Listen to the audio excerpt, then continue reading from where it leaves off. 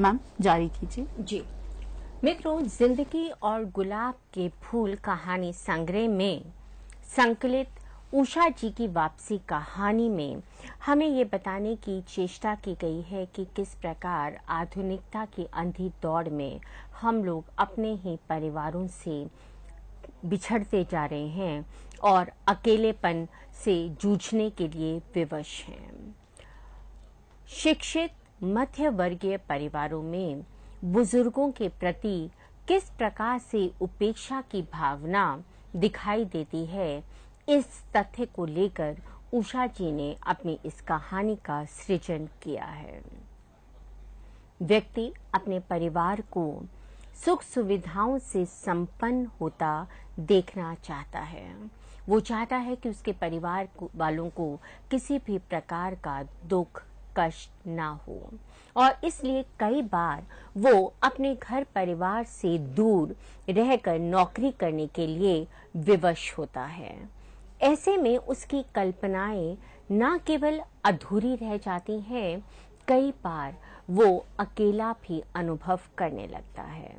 किंतु प्रबल जिजीविषा के कारण वह इस बात के प्रति अपने आप से समझौता करने लगता है कि उसका परिवार तो सुखी है, उसके परिवार को तो विभिन्न प्रकार की सुविधाएं उपलब्ध हैं, किंतु उसकी छटपटाहट, उसकी सिसकन, उसका दुख तब और बढ़ जाता है जब उसके ही अपने परिवार के लोग, जिनके लिए उसने जीवन पर्यंत विभिन्न प्रकार के कष्टों को सहा था, उसके प्रति सर्वथा निर्लिप्त हो जाते हैं। कहानी के कथानायक गजाधर बाबू दीर्घ काल तक अपने घर से बाहर रहकर अपने परिवार के ढांचे से भी एक प्रकार से बाहर हो जाते हैं। रेलवे में विभिन्न प्रकार की छोटी बड़ी नौकरी करते समय वे अपने परिवार की सुख सुविधाओं का ध्यान रखते हैं और इस बात से संतोष का अनुभव करते हैं कि उनकी पत्नी अपने बच्चों के साथ एक सुखमय जीवन यापन कर रही हैं। नौकरी से सेवानिवृत्त होने के उपरांत एक प्रकार से उनके अंदर उल्लास और खुशी का वातावरण छा जाता है, क्योंकि वो वापस अपने परिवार के साथ लौटकर सुखी जीवन जीने की कामना से गदगद होने लगते हैं। वे बहुत खुश होते हैं क्योंकि 35 साल की लंबी नौकरी के बाद अब वो रिटायर होकर अपने घर जा रहे थे। वे कहते हैं, गजाधर बाबू खुश थे। 35 साल की नौकरी के बाद वे रिटायर होकर जा रहे थे। उन अकेले क्षणों में उन्होंने इसी समय की कल्पना की थी जब वे अपने परिवार के साथ रह सकेंगे। उनका उल्लास दिखते ही बनता था और वो अपने रेलवे के नौकर से भी इस बात को साझा करते हैं कि किस प्रकार से उनकी पत्नी खुश होगी, उनके बच्चे खुश होंगे उन्हें देखकर, और अब वो नौकरी से क्योंकि सेवानिवृत्त हो गए हैं तो आराम से बैठकर अपने परिवार के साथ, अपने बच्चों के साथ वो अपना शेष जीवन जिएंगे। सभी को आश्चर्यचकित करने के लिए वो बिना खांसे चुपचाप अपने घर के अंदर जाते हैं। देखते हैं कि सब बैठकर नाश्ता कर रहे थे। उनका बेटा नरेंद्र रात में देखी हुई किसी फिल्म की नकल उतार रहा था और बहू और बेटी हंस हंस कर दोहरी हो रही थी। अपने परिवार को इस प्रकार से एक साथ हंसते खिलते देख गजाधर बाबू भी खुश होते हैं, संतोष का अनुभव करते हैं। किंतु ये क्या, उनको देखते ही नरेंद्र चाय पीने लगता है, चुपचाप बैठ जाता है। बहू सिर पर आंचल ढक लेती है और बेटी उनके सामने फीकी बदस्वाद चाय रखकर चली जाती है।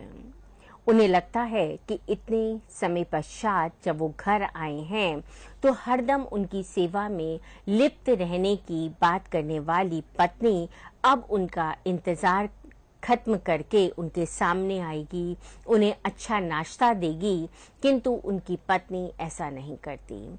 अपनी पूजा से निवृत्त होने के बाद ही वो उनके पास आकर राजी खुशी पूछती है। ऐसा करते समय गजाधर बाबू को ना चाहते हुए भी रेलवे का अपना नौकर गणेशी याद आ जाता है, जो सुबह सुबह उनके लिए चाय नाश्ते का इंतजाम कर देता था। ये एक दिन की बात नहीं थी। पैसेंजरों के आने से पहले हमेशा ही उनके लिए ग्लास भरकर चाय का इंतजाम हो जाता था। लेखिका ने लिखा है, रोज सुबह पैसेंजर आने से पहले गरम गरम पूरियां, जलेबियां और चाय लाकर रख देता था। कांच के गिलास में ऊपर तक भरी लबालब पूरे 2.5 चम्मच चीनी और गाढ़ी मलाई। गणेश जी की इस प्रकार से रोज रोज नाश्ता देने की आदत से गजाधर बाबू को लगता है कि जब वो अपने परिवार में जाएंगे तो उन्हें वहां पर अच्छा अच्छा नाश्ता खाने को मिलेगा, किंतु ऐसा कुछ भी नहीं होता। ऐसा ही नहीं, वो अपने आप को परिवार का मुखिया मानकर बच्चों को डांटने का अपना हक समझते हैं। उन्हें लगता है कि यदि वो अपने बच्चों को प्यार करते हैं तो डांटने का हक भी तो उन्हें ही है, किंतु वो भूल जाते हैं कि इतने समय तक परिवार से दूर रहने के कारण न केवल वो घर से अपितु बच्चों के दिलो दिमाग से भी दूर हो गए हैं। गजाधर बाबू को बड़ा अजीब लगता है कि सुबह शाम उनकी पत्नी रसोई और घर के कामकाज में लगी रहती है। उन्हें लगता है कि बहू और बेटी को भी उनका हाथ बटाना चाहिए।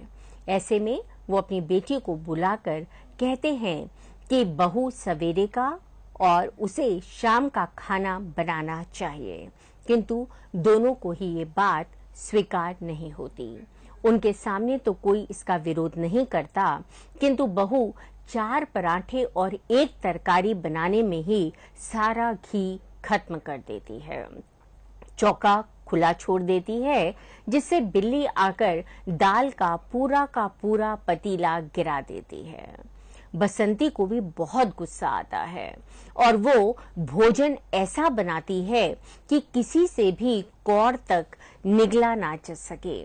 ये दोनों इस प्रकार का आचरण इसलिए करती हैं जिससे आज तो हमें कहा है काम करने के लिए, कल से कोई हमें काम करने के लिए ना कह पाए। इतना ही नहीं, पुत्रों में भी एक स्पष्ट विरोध दिखाई देने लगता है। अमर अलग होने की बात सोचता है, क्योंकि उसे लगता है कि जिस परिवार में बड़ा बेटा होने के कारण वो पिता की अनुपस्थिति में घर के मालिक जैसा व्यवहार कर रहा था, अब वहां उसके दोस्त आने में संकोच का अनुभव करते हैं। घर छोटा है, इसलिए गजाधर बाबू सुबह शाम वहीं बैठक में ही लेटे रहते हैं। दोस्तों की दावतें वहां नहीं हो पाती, दोस्तों को चाय नाश्ता नसीब नहीं होता, इसलिए वो अजमर से अलग अलग रहने लगते हैं।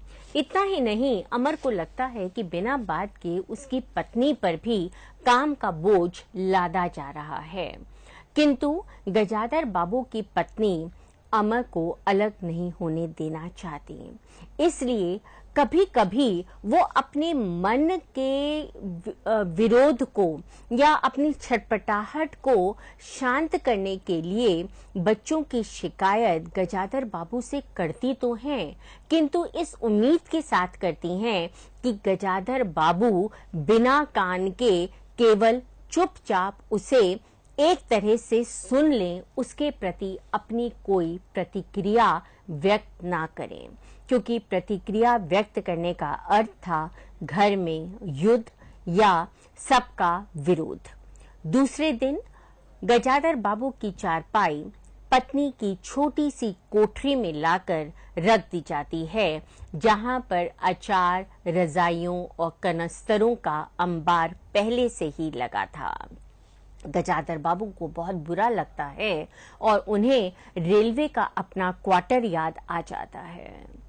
पत्नी की नौकर की कामचोरी की बात कहना, बाजार की हर वस्तु में उसका पैसा बनाना और बहुत खाने की शिकायत से गजाधर बाबू खींच जाते हैं और उन्हें लगता है कि घर में 3-3 स्त्रियों और 2-2 जवान बेटों के होते नौकर चाकर की आवश्यकता ही नहीं है और वो अब सेवानिवृत्त हो चुके हैं। ऐसे में इन सब भारी भरकम ऐश्वर्य की चीजों के लिए उनके पास पैसा या धन भी नहीं है। हर खर्च में उनकी हैसियत से अधिक खर्चा हो रहा है, इसलिए वो नौकर को व्यर्थ समझ निकाल देते हैं। आक्रोश घर के परिवार के लोगों में बढ़ने लगता है। अमर कहता है, बूढ़े आदमी हैं, चुपचाप पड़े क्यों नहीं रहते, हर चीज में दखल अंदाजी करते हैं। नरेंद्र भी अपनी बात कहने से चूकता नहीं है। अगर बाबूजी समझते हैं कि मैं साइकिल पर गेहूं का आटा पिसाने जाऊंगा तो मुझसे ये नहीं होगा। इतना ही नहीं, गुमसुम मुंह फुलाए बहू भी एक ओर बैठ जाती है। बेटी को उसकी दोस्त के पास नहीं जाने दिया जाता, इसलिए वो भी तकिए में से छुपाकर औंधे मुंह ना केवल लेटती है, अपने पिता से बात करना भी जरूरी नहीं समझती। संतानों और पत्नी के उदासीन व्यवहार से, जिस उमंग के साथ, जिस अपेक्षाओं के साथ गजाधर बाबू घर में आते हैं, उससे वो क्षुब्ध हो जाते हैं। उन्हें लगता है कि अब वो परिवार का अंग नहीं रह गए, एक मेहमान की तरह आए हैं, कुछ समय रहकर उनका चले जाना ही अच्छा है। इसलिए इतनी उम्र होने के बाद भी वे सेठ रामजी मल के चीनी की मिल में नौकरी करने का निर्णय ले लेते हैं। उन्हें ये उम्मीद होती है कि पत्नी ही नहीं, बच्चे भी उनका हाथ पकड़कर रोक लेंगे, उन्हें जाने से मना करेंगे, किंतु ऐसा कुछ नहीं होता। पत्नी और नरेंद्र उनके सामान को संदूक में सहेजने लगते हैं। नरेंद्र भागकर रिक्शा ले आता है। बहू अपने पति से सिनेमा जाने का आग्रह करने लगती हैं और पत्नी चौके में जाकर मठरी को कटोरदान में सहेजने लगती हैं। अभी रिक्शा थोड़ी दूर आगे बढ़ा ही था कि उनकी चारपाई को कोठरी से निकालकर रख दिया जाता है। गजाधर बाबू पुनः अपने परिवार से वापस हो जाते हैं। शीर्षक की तरफ यदि हम ध्यान देखें तो गजाधर बाबू की वापसी इस कहानी में 2 बार दिखाई देती है। एक बार सेवानिवृत्ति के उपरांत, जब वो अपने नौकरी के स्थान से अपने घर की तरफ वापसी करते हैं, जिसमें उनके अंदर एक उत्साह था, एक उमंग थी, अपने परिवार के बीच में रहने की एक चाह थी। और दूसरी बार चीनी मिल में नौकरी करने के लिए, पुनः एकाकी जीवन जाने के लिए वो घर से वापसी करते हैं, जिसमें दुख है, संत्रास है, पीड़ा है। इतना ही नहीं, गजाधर बाबू की पत्नी भी उनके साथ जाने से मना कर देती हैं। संभवतः इतने समय तक अपने परिवार के साथ रहते रहते वो उसकी आदी हो चुकी होती हैं और उन्हें लगता है कि उनका परिवार उनके बिना अपना जीवन नहीं जी पाएगा। पात्रों की दृष्टि से यदि हम देखें तो गजाधर बाबू इस कहानी में केंद्रीय पात्र हैं। स्वभाव से सरल, सहज, स्नेहिल व्यक्तित्व के धनी गजाधर बाबू शहर में मकान लेते हैं, जिससे उनका परिवार सुखमय जीवन व्यतीत कर सके। इतना ही नहीं, वे अपने बड़े पुत्र और पुत्री कांति का विवाह भी अपनी औकात से बाहर जाकर करते हैं। छोटे बेटे नरेंद्र और बसंती को उच्च शिक्षा प्राप्त करने के लिए जद्दोजहद करते हैं, निरंतर संघर्ष करते हैं और 35 वर्षों तक रेलवे की नौकरी करते हैं, एकाकी जीवन जीते हैं और जिंदगी की छोटी बड़ी कठिनाइयों का अकेले सामना करते हैं। सेवानिवृत्ति मानो उन्हें मन मुरादी मुराद की तरह से लगती है, उन्हें इनाम जैसा लगता है। उन्हें लगता है कि इतने वर्ष नौकरी करने के बाद अब वो अपने परिवार के साथ सुखपूर्वक रहेंगे, जिनके लिए उन्होंने छोटी छोटी नौकरियों को स्वीकार किया था। किंतु उनकी आकांक्षा, उनकी कल्पना, उनकी इच्छा धराशाही हो जाती है। वे अपने ही लोगों घर में, अपने ही लोगों के बीच अवांछनीय हो जाते हैं। उनके आने से परिवार में कोई भी खुश नहीं होता, क्योंकि उनके बिना जो परिवार की पूर्व निर्धारित दिनचर्या थी उसमें व्यवधान आता है। वो टोका टोकी करते हैं, लोगों से कम खर्च करने की बात करते हैं, सिनेमा जाने पर अंकुश लगाते हैं और सबको अपने अपने दायित्व को निभाने के लिए कहते हैं। इसलिए परिवार वाले लोग उनसे असहज होने लगते हैं, उन्हें पुनः घर से दूर जाने के लिए विवश कर देते हैं, जहां वो कभी भी अपने मन से स्वीकृति नहीं देते। गजाधर बाबू की पत्नी अपने आप को बेटे की गृहस्थी में एक प्रकार से झोंक देती है। उनकी खींच, झुंझुलाहट जिस तेजी से उभरती है उतनी ही तेजी से ठंडी भी हो जाती है। उन्होंने अपने आप को इस परिवार में इस प्रकार से समाविष्ट कर लिया था कि इससे अलग होने की कल्पना भी वो नहीं कर पाते। अपने ऊपर लादे आदर्श के बोझ की वो इतनी अभ्यस्त हो चुकी थी कि उसे एक तरह से झटक कर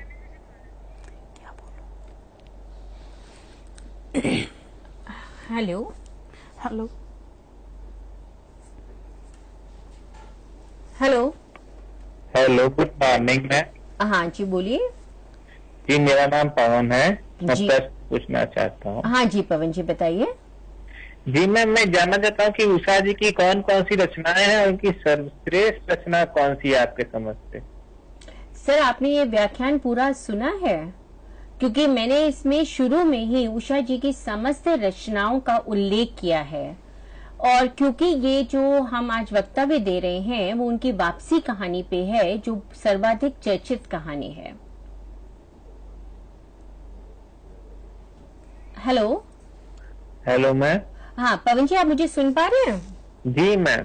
जी, हम आज उनकी वापसी कहानी पे चर्चा कर रहे हैं। अगर इस संदर्भ में आपको कुछ पूछना है तो आपका स्वागत है। मैम, मैं ये जानना चाहता हूँ कि सर्वश्रेष्ठ रचना क्या यही वापसी है?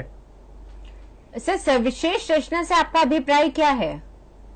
ये मुझे उनकी बहुचर्चित रचना है वापसी। Okay ma'am, thank you ma'am. जी, धन्यवाद। युवावस्था में जो पत्नी लावण्यमयी थी, आयु के साथ और घर गृहस्थी के भार के साथ वो अब थुलथुली हो चुकी है, अपने प्रति उदासीन हो गई है। जिस प्यार आग्रह से वो अपने पति को अब तक गर्म भोजन खिलाती थी, उनके थक कर घर लौटने पर प्रसन्न हो जाया करती थी, अब वो उनके प्रति भी उदासीन हो चुकी है। उसका पूरा का पूरा घर संसार अब रसोई और दाल आटे के कनस्तरों तक ही सिमट कर रह गया है। वे शिकायत तो करती है क्योंकि उसके पास अपने मन की खींच को निकालने के लिए कोई और अवसर नहीं होता, किंतु वो शिकायत इस अपेक्षा से करती है कि उसका पति कोई प्रतिक्रिया ना दे। इतना ही नहीं, अमर के अन्यत्र घर बसाने को लेकर भी वो चिंतित होती है और अपने पति से ही जूझ पड़ती है, लड़ पड़ती है कि बिना बात के तुम क्यों चीजों में टांग अड़ाते हो, चुपचाप एक तरफ क्यों नहीं बैठ जाते। पति के पुनः नौकरी पर जाने पर भी वो शांति लाने के लिए उनके साथ ना जाना ही उपयुक्त समझती है और उन्हें रोकती भी नहीं। सब मिलाकर उनका चरित्र स्वाभाविक है। हम सामान्य परिवारों में भी पत्नी माता को इसी रूप में देखते हैं। अमर अपने पिता के आने से अपने वर्चस्व को डगमगाते देखता है। जो पहले घर का स्वामी था, अपने मन मस्तिष्क से काम करता था, दोस्तों को अपने घर पर बुलाकर ताश खेलता था, अड्डा जमाता था और अंदर से उसके निर्देशानुसार समय समय पर चाय नाश्ता तैयार होकर आता था, अब उसमें व्यवधान आने लगा था। तंग आकर वो अलग रहने का निर्णय लेता है, किंतु मन ही मन जानता है कि अलग गृहस्थी बसाना उसके बस की बात नहीं है। उसकी पत्नी कामचोर है, आलसी है और सारा का सारा काम उसकी माँ ही करती है। इसीलिए जब गजाधर बाबू चीनी मिल में नौकरी करने का अचानक निर्णय ले लेते हैं, वो एक प्रकार से शांति का अनुभव करता है कि अब उसकी समस्याएं स्वयं खत्म हो जाएंगी। छोटा पुत्र नरेंद्र आधुनिक विचारधारा से ग्रस्त है। दूसरों की नकल करना, हंसी मजाक करने में भी वो संकुचित नहीं होता और अपना दिन इसी प्रकार से व्यतीत कर देता है। वो आधुनिक जीवन को ही केवल जीवन मानता है। घर के काम करना, घर गृहस्थी के कामों में हाथ बटाना उसे अपना अपमान लगता है। बसंती द्वारा बनाए खाने को भी वो स्वाद लेकर नहीं खा पाता और इसलिए जब तक उसकी माँ उसके लिए कुछ अलग विशेष ना बनाए वो नहीं मानता। पिता के सामने कुछ नहीं कहता, किंतु माँ से अपने मन की भड़ास निकालने में भी संकोच का अनुभव नहीं करता। वृद्ध पिता का दोबारा नौकरी में जाना देखकर खुश होता है, ऐसा नहीं करता कि हाथ पकड़कर उन्हें बिठा ले कि अब आपका समय आ गया है कि आप केवल आदेश दें और हम आपका ध्यान रखें। उसे ये सब बहुत अच्छा लगता है क्योंकि अब उसके पिता उसकी स्वतंत्रता में बाधा उत्पन्न नहीं करेंगे। बहू और बसंती दोनों की दोनों कामचोर आधुनिक नवयुवतियां हैं। घूमना फिरना, सिनेमा देखना ही उन्हें पसंद है। वे घर का काम नहीं करती और इसीलिए बहू और बसंती दोनों ही ऐसा खाना बनाती हैं जो किसी को भी पसंद ना आए और हर कोई कहे कि अब से तुम काम मत करो। बहू 15 दिनों का राशन 5 दिन में खत्म कर देती है, घर गृहस्थी पे अपना ध्यान नहीं देती और रसोई खुली छोड़ देती है जिससे बिल्ली पतीला गिरा देती है। गणेशी रेलवे में गजाधर बाबू का कर्तव्य परायण सेवक था। वो न केवल वहां पर गजाधर बाबू का ध्यान रखता है, उनके लिए नाश्ते का इंतजाम करता है। जब सेवानिवृत्ति के उपरांत गजाधर बाबू अपने घर जाने लगते हैं तो अपनी पत्नी से कहकर रास्ते के लिए उनके लिए मठरी और लड्डू भी बनवा कर देता है। यहाँ पर एक बात स्पष्ट हो जाती है कि कर्तव्य के वशीभूत होकर, प्रेम के वशीभूत होकर वो मठरी और लड्डू या गजाधर बाबू का ध्यान तो रखता है, किंतु कहीं ना कहीं उसके मन में ये बात भी रहती है कि वो आर्थिक रूप से समृद्ध नहीं है, इसलिए अपनी बेटी की शादी में वो गजाधर बाबू से आर्थिक सहायता की उम्मीद करता है।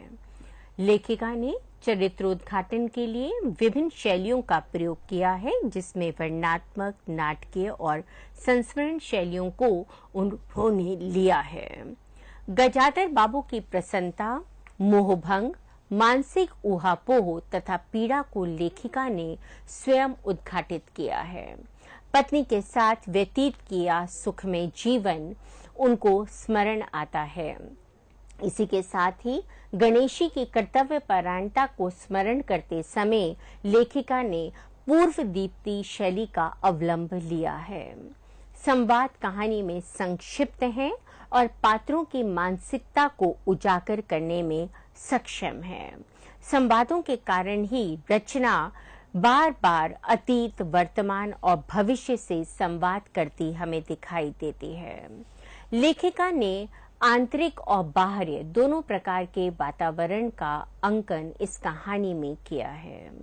आंतरिक वातावरण में गजाधर बाबू की प्रसन्नता और पूर्व जो उनकी स्मृतियां हैं उनको लिया जा सकता है। यहाँ पर यह भी लेखिका ने बताया है कि किस प्रकार से उपयोगितावादी दृष्टिकोण के कारण पारस्परिक संबंधों में निरंतर कड़वाहट आने लगी है।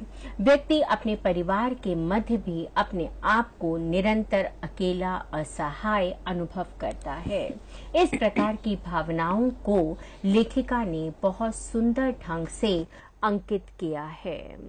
आंतरिक वातावरण का एक उदाहरण दृष्टव्य है। उन्होंने देखा कि नरेंद्र कमर पर हाथ रखे शायद गत रात्रि की फिल्म में देखे गए किसी नृत्य की नकल कर रहा था और बसंती हंस हंसकर दोहरी हो रही थी। इसके साथ ही लेखिका ने पात्रों की मानसिकता का अंकन करने के लिए भी वातावरण की सृष्टि की है। यथा गजाधर बाबू के आहत दृष्टि से पत्नी को देखा। उन्होंने अनुभव किया कि वह पति और बच्चों के लिए केवल धनोपार्जन के निमित्त मात्र हैं। अपने आप को केवल धन जुटाने का साधन समझना किसी भी व्यक्ति को कितना मानसिक कष्ट दे सकता है, ये वही व्यक्ति समझ सकता है। गजाधर बाबू, जिन्होंने जीवन पर्यंत अपने बच्चों, अपनी पत्नी को सुख देने की कामना की थी, वो ही अब परिवार में अवांछित थे। भाषा शैली की दृष्टि से यदि हम देखें तो लेखिका ने अपने भावों को व्यक्त करने के लिए विभिन्न शब्दों का उपयोग किया है। तत्सम शब्दों में आकांक्षी, आग्रह, सलज्ज, तद्भव शब्दों में अलगनी, चटाई, तरकारी के साथ साथ लेखिका ने शब्द युग्मों का भी स्थान स्थान पर प्रयोग किया है, जैसे बाल, बच्चे, जान पहचान। इसके साथ ही उन्होंने अपनी भाषा को एक प्रवाह देने के लिए उर्दू शब्दों से भी गुरेज नहीं किया है, जैसे हौसला, शिकायत। अंग्रेजी शब्दों में रेलवे, पैसेंजर हैं। वाक्य छोटे और सारगर्भित हैं।